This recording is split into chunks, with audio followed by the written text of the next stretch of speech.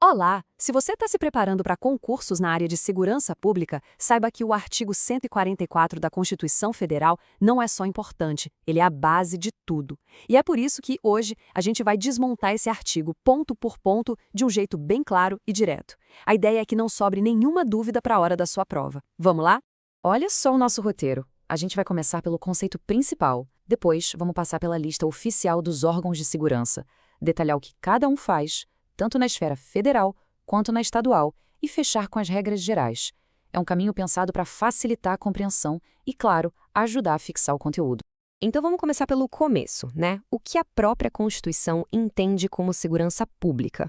Entender o caput, ou seja, a cabeça do artigo, é o primeiro passo para entender todo o resto. Essa definição já traz uma ideia fundamental. A responsabilidade é dividida. A segurança é sim um dever do Estado.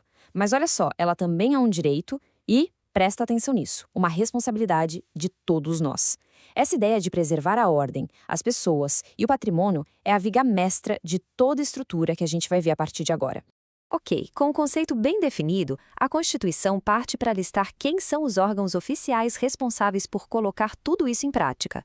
Vamos conferir essa lista?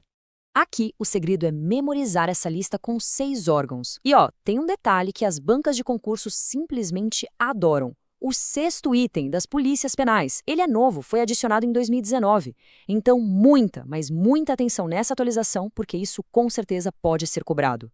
Agora a gente vai mergulhar nas atribuições de cada um, começando pelas forças federais. A primeira da lista, e com atuação mais ampla, é a Polícia Federal.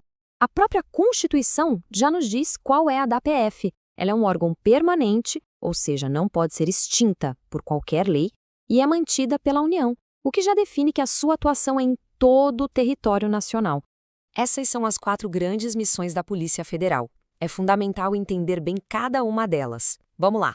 Investigar crimes que afetam a União, reprimir crimes bem específicos como o tráfico, cuidar das nossas fronteiras, portos e aeroportos, e um ponto-chave, ser a polícia judiciária da União. E atenção, essa função é com exclusividade. Essa palavrinha exclusividade vale ouro em prova de concurso.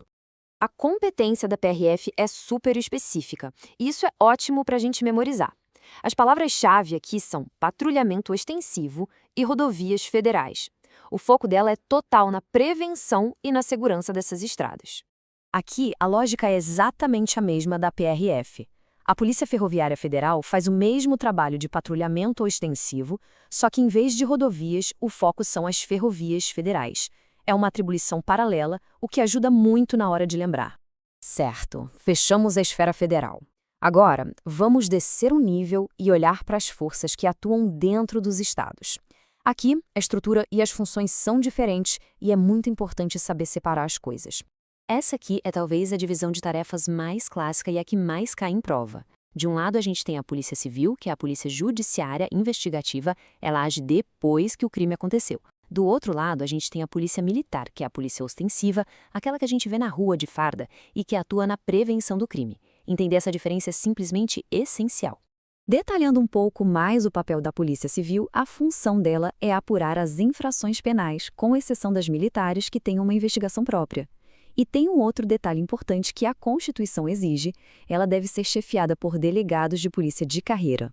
O parágrafo 5º deixa tudo bem claro. A PM fica com um policiamento preventivo, mantendo a ordem pública nas ruas.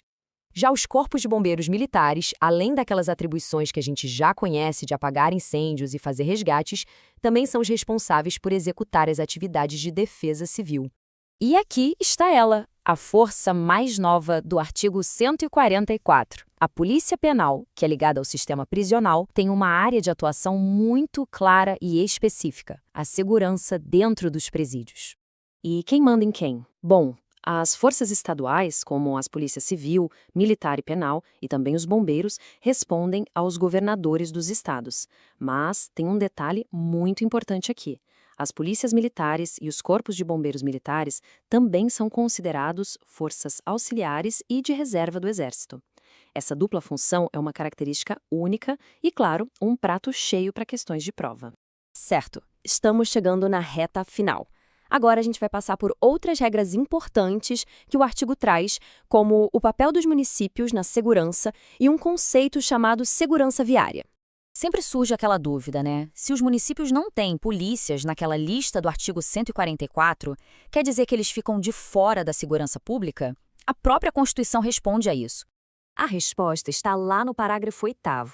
A Constituição autoriza os municípios a criarem as guardas municipais, mas com uma finalidade bem específica: proteger os seus próprios bens, serviços e instalações. Percebe?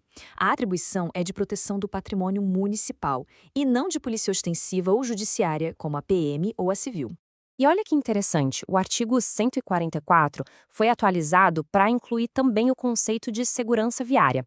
Basicamente, ele expande a ideia de segurança para muito além do policiamento tradicional, abraçando também a segurança no trânsito. Então, essa segurança viária é um sistema que envolve 3 pilares: educação, engenharia e fiscalização de trânsito.